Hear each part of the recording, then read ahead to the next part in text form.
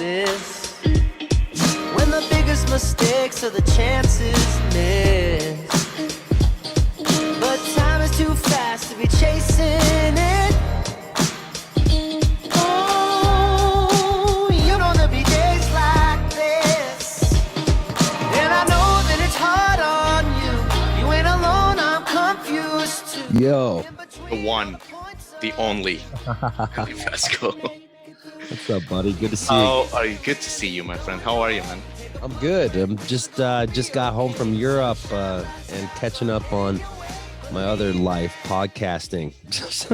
right on. I hear that, man. How was the European tour? It looked amazing.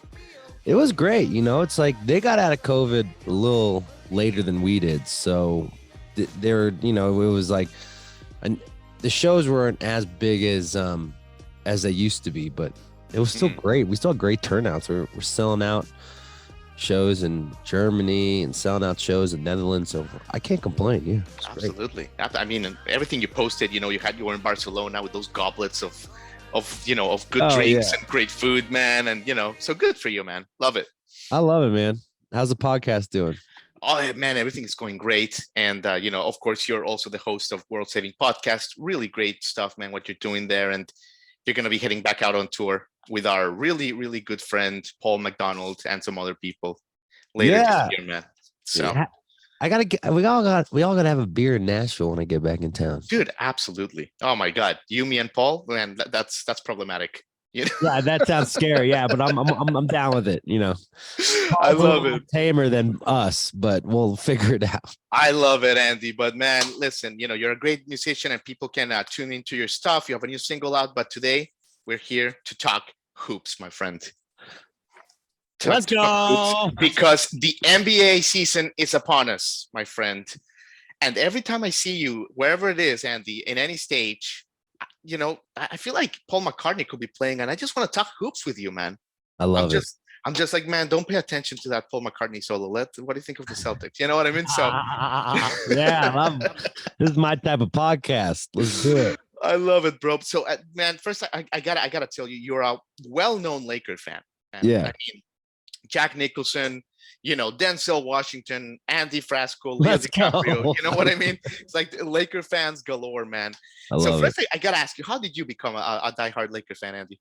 When I was in fourth grade, I grew up in LA, and when I was in fourth grade, I fell in love with Nick Van Exel and Eddie Jones, and like the 90s Laker team, Vlade Divac, right, Eldon Campbell, like those guys. And they weren't good.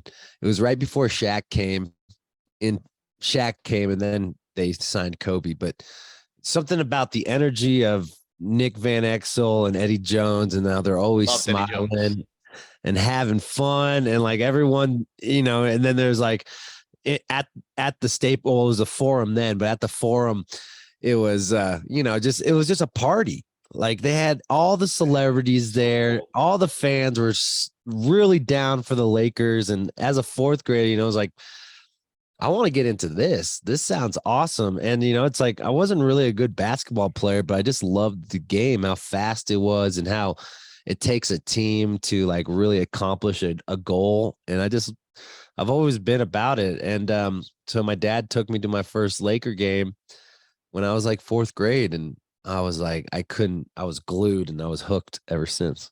Man, I love that team. And I love that means you're like a real fan. I love Eddie Jones, man. And yeah, it was great, man. And the Heat got him for a minute, remember? Yeah, they signed him. Well, like it was a part of the deal where they got Kobe, because he got traded to the Hornets, I think, for the trade to get Kobe. Because Vlade Divac went to the Hornets too, I believe. Right. I think that was the trade to get Kobe in the 18th pick. Yeah, you're right. The Hornets picked Kobe. Yes, it's traded, and Eddie Jones and Vlade Divac for the pick. I gotcha. Yeah, and then Eddie had a couple knee injuries, and but he was still scoring like 18 points a game for the Hornets, or 21 points a game. Then he went to the Heat, and I think he won a ring with the Heat. No, we had that bad luck that Alonzo Mourning kind of like he got hurt. Collapsed. basically. His health Yeah. collapsed, and that threw everything out the window, basically. Oh shit. C'est la vie, brother. You're a Heat fan, yeah? Yeah, man, I'm a Heat fan, but mad respect for those 90s Lakers team for So sure. what about I just watched the Redeem team. Yeah, and really good, I right?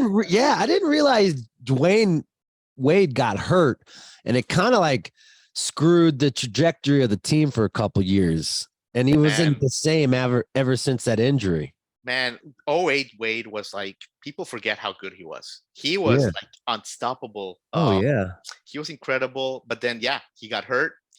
And he kind of was never the same, honestly. Yeah. I mean, he changed his game a little bit and had like a little bit of a second half, but he was unstoppable before that, Andy. Yeah, a lot of those guys too, like Tracy McGrady, get one big injury. Like he was the best player, and to get one big injury, and they feel like they have to change the game because they can't be jumpers anymore. They can't, it's like I see that with a lot of in football, a lot of like quarterbacks who are runners. Yeah, they get one big hit and then they get scared and then they change their. You're like kind of an athlete, Yeah, I mean, going to my experience of that, I was like, I used to be fearless on the stage until like one day I crowd surfed into like like 8 shot glasses, and I literally like I didn't see them on the floor, so when they pushed me down back on the stage, my leg hit 8 to 10 shot glasses, and I had to get like 20 stitches, and like I was bleeding out, but I still kept playing. I'm like, that was the stupidest thing. Could have got staph infection. So I'm just bleeding. Like an NBA, you're like an NBA player, and like it's like 4th year, like that's second. Yeah, I got you, Andy. You had a couple good years. You feel invincible, then bam, ACL injuries. Oh man, I love it, dude. So this season, dude, it's like drama, man. I love drama. I love nothing like NBA drama, and I think man, what do you think of the Brooklyn Nets this year? Because like what's your take on that shit show? They changed their tune real quickly when they realized they couldn't get traded to the teams they wanted. I bet you this is what happened. Brooklyn Nets got offers from like fucking Charlotte Hornets, and they got offers from like Sacramento Kings that would give them exactly what they wanted. The 1,000 draft picks and 2 stars or 2 young stars. And he's like, I'm not going to Sacramento. And then they changed their tune.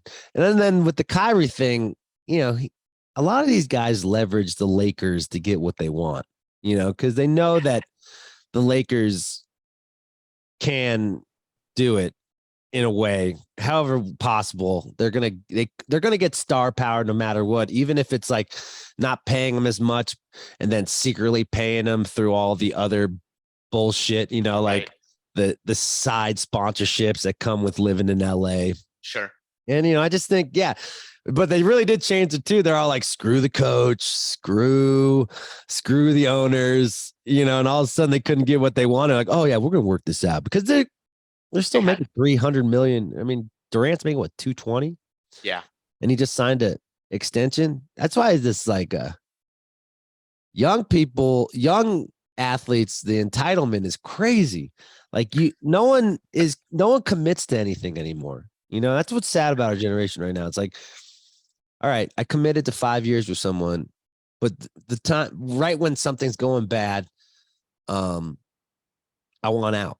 It's like, then if you were feeling like you should have checked the vibes before. You knew that things were not that good, but you still took the contract. Like it's I don't know. It's kind of sad. There's no loyalty right now. Oh, it's a problem. Like you said, Durant signed like a 4-year contract last year. Yeah. This one's out. Yeah, exactly. So kind of glad that like ownership won there, the leverage battle. Yeah. And it's cool. I also know that ownership's greedy as shit, and it is a players league, but like take all that ego out of it. It's like, if you're committing to something, like, it's like, I'm not going to like book a whole tour and then just because I don't feel good, cancel it. It's like, we have obligations and we have people that are relying on us to entertain. So, just do the work. And, that's why I kind of like respect this the Westbrook thing right now with Russell. Everybody shitted on him. He thought he was getting traded every week. And then no one picked him up, and we kept him. And he has a pretty good attitude about it. He's trying, he's smiling, he's a pro. It'd be so weird to be an athlete and like every year you're in the trade block, Right. So it's like, and to still execute when everyone doesn't believe in you is like, that's mind power. And that's why I respect the hell out of athletes. Cause like, yeah, like there's no loyalty. So everyone, even if you're like the top player for your team, they're still thinking of trading you if it's going to get them something better. Amen, brother. I always think of moving. Like your house, it looks so beautiful, and you've obviously spent hours with the Bive, and you got to pack up your shit and just move to fucking, Sacramento. Yeah, I'm dealing with that now. Like I might have to sell my house. So I'm like, no kidding. Yeah. My business part. I bought this with a business partner because we're Airbnb and stuff. Yeah, and we're going through like a situation right now where like I either have to buy the whole thing or let it go. I'm like, and you put so much time and effort into making it your own. It's kind of, it makes you think, Absolutely, brother. So do you think Brooklyn's gonna work? I guess, like to put a ribbon on it, man. You I don't put know. Ben Simmons in there, all this drama, people hated each other, and now they're like putting a good face. It's about the bench. Like we realize that having 3 stars and no bench doesn't do anything. Right. You see, like the teams that have been making it into the finals and winning it are the guys that have a strong bench. Milwaukee had a great bench. Golden State had a great bench. Boston, yeah. Who else had a great bench? There was one other team. Phoenix Suns went deep because they had a great bench. You can't just like pay. This is what's wrong with the Lakers. I mean, this year I feel more optimistic because we have a lot more young guys who took pay cuts. But it doesn't make sense. But I've been watching the preseason games of the Nets, and like Ben Simmons is still on his bullshit, doing 1 for 9 for jump shot, 6 assists. I mean, granted, they don't need him to shoot, but if you're just, it's the Westbrook syndrome, Westbrook. Yeah, they're like, all right, shoot. We're gonna double team Durant and Kyrie, and we're gonna make you beat us. That shit's not gonna work. Eventually, I mean, they may win some games in the season, but whatever. Yeah. Maybe second round. So let's talk about your Lakers, Andy, because man, everybody loves to talk about the Lakers. It is like Young and the Restless every day. Young and the Restless. Yeah, it's kind of crazy. I've been watching every preseason game. I was in Europe, and like the games were at like 4:30 in the morning, so I'd like set my alarm clock. Wow. To go to the game, watch the games, just to see the young kids play. Man, Anthony Davis looks great. He's moving good. Yeah, he's moving good. But he's always in. He's scary because that's why I agree. He shouldn't be a center. He's going to get pushed around. We needed a center. That's why we got Damian Jones and we got a few, and we got Thomas Bryant back. We got a lot of our centers that we drafted back, but I'm optimistic. I don't think they're going to be like the top team in the West, but I do think they're going to be 3 to 5. Sure. And how do you see LeBron, Andy? How do you see LeBron right now, man? He's so good. It's crazy how good. Like this is like those years. This is like the same thing when Kobe signed his contract. It's like right before he had the Achilles. But he was kind of getting hurt a lot more than expected, but he kept playing. And then it was like the year when the Lakers signed Karl Malone, Gary Payton, Dennis Rodman, Dwight Howard. Then it was like the Dwight Howard years. But excuse me, that was the wrong years. The Karl Malone years was the right before Shaq left. The other one. Yeah. The other one was when he was retiring, and they had Steve Nash, Dwight Howard. They had, Ron Artest. They had that Powell getting older, and they're horrible. And then Kobe, did a miracle thing and got him back into the playoffs in the last game of the playoffs, or last game before the playoffs. He tore his Achilles. And it was like, and there's so much. I don't know. I don't think LeBron's minds. He understands that he might not win a ring ever again. and he's like changing the narrative to just focusing on beating Kareem's point scoring. Yeah. Which I just respect that he wants to be in LA, and it's I'm never worried about the Lakers because everyone wants to move to LA.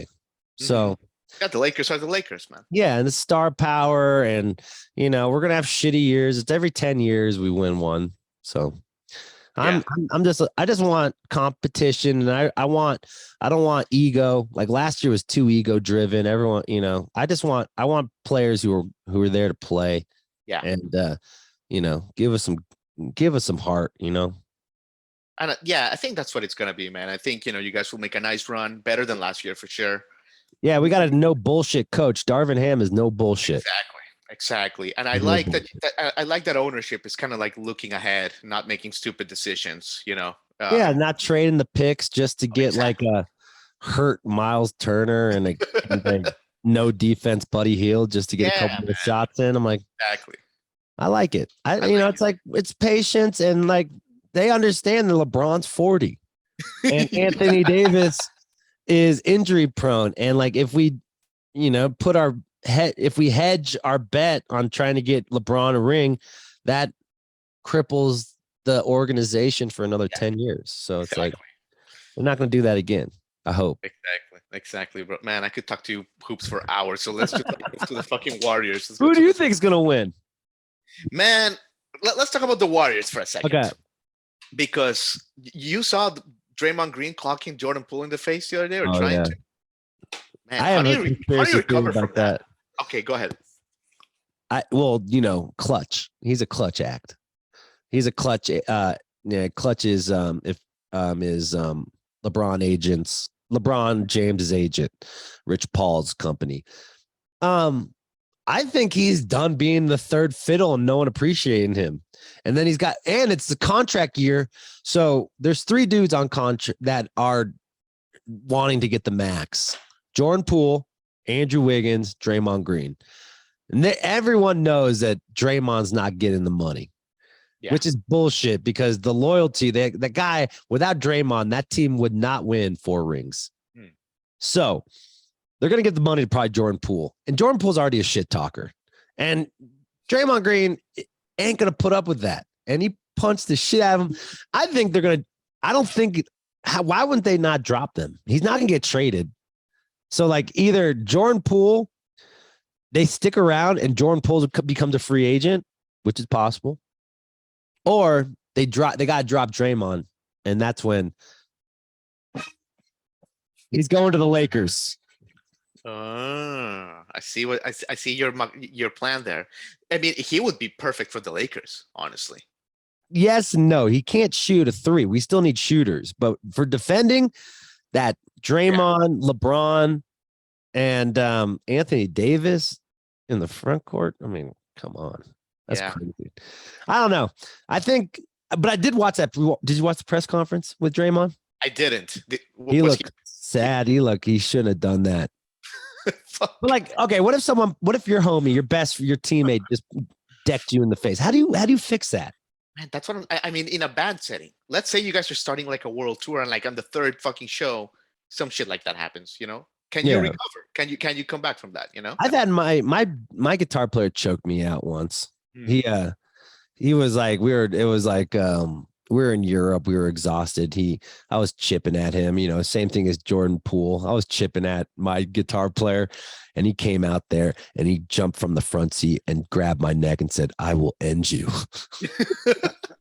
I'm like, okay, word. I went too far. So maybe Jordan Poole is like, okay, I went too far. I was talking too much shit, because he is notorious for being a shit talker, Jordan Poole. So amazing dude. I don't know. It goes either way.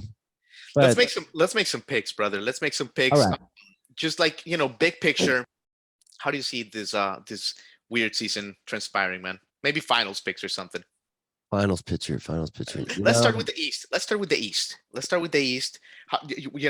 We saw what happened with the Celtics as well. We didn't have time to talk about that, but Yeah, Celtics got better with Brogdon.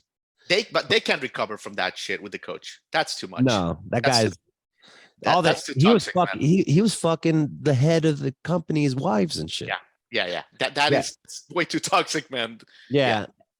But they could still do. I mean, I was looking at preseason numbers for them too. Brogdon's got like 10. I'm addicted, dude. Yeah. Brogdon's got like 10 assists. And he was only playing like 21 mil. I'm like, that's dangerous. Brogdon is an injury prone dude, but they finally got a point guard. So I don't want to count them out completely. But I think, I don't know, Milwaukee got better. Milwaukee, man. That's the pick. Yeah. Who else got better? Did the Heat get better? No, the Heat stayed the same. Then who else? There's one other team that got better. Riley was trying to get Durant and was trying to get what's the other one? Maybe Kyrie, and that shit just didn't happen. So. Yeah. Then I think my gut's telling me Milwaukee or Boston.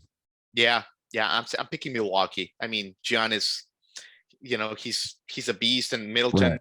If Middleton's healthy last year, it's a good story, man. So yeah, I'm picking Milwaukee there, Andy. I agree. Cool. Same. All right, let's go west. What do we have in the? That's more of a shit show right now because all the good players moved east this year, and a lot of those teams that could be a draw. Because like I would say Golden State, but now with this debacle, like I just saw them play without Draymond, and we beat them in the preseason. Lakers beat them. Oh yeah. And we were looking good. I'm not gonna lie. I don't want to be biased. Like I did put my money on. I did a parlay with betting the Bills winning the championship and the Lakers winning the championship. And it was like plus 3,700 or something crazy. But it's tough. I'd still think Golden State's the most